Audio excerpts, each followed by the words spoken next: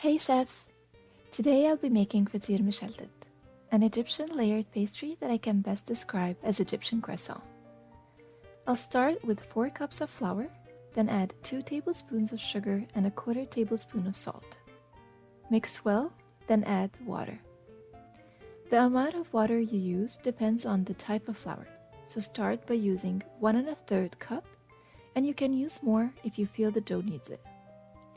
Once the dough separates from the sides of the bowl, then it's ready. The dough should be soft and a little sticky. Put it in an oil plate and cover it with plastic wrap and leave it for at least 2 hours. The more, the better.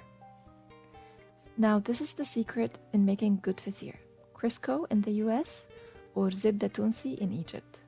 I know it's not the healthiest, but it's the secret. I'll divide the dough into balls.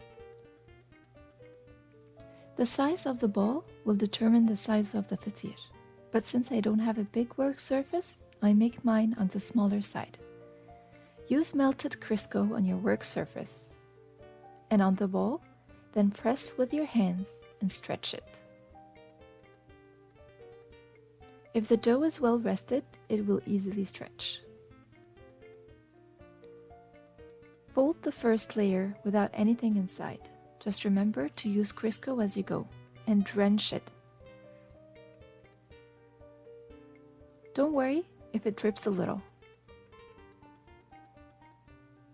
And if the edges are too thick, just cut them. It will ruin your feteer. Then put the first folded layer in the second layer before you fold it, and then fold it once more. You can add as many layers as you want, but for me, 3 layers or 3 balls are the sweet spot. See how it stretches very easily?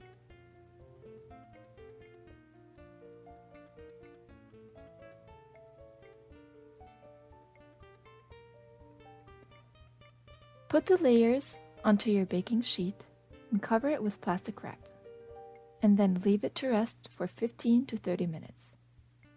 Then use Crisco on the top and spread it with your hands. Because it was rested, it will be very easy to spread. Bake in a 470 degrees oven for 15 minutes or until it's golden brown. Cover it with aluminum foil to soften and enjoy after 15 minutes. See how beautiful and layered it is? Traditionally, we eat it with white cheese, honey, or black honey and tahini. Or you can enjoy it with absolutely nothing.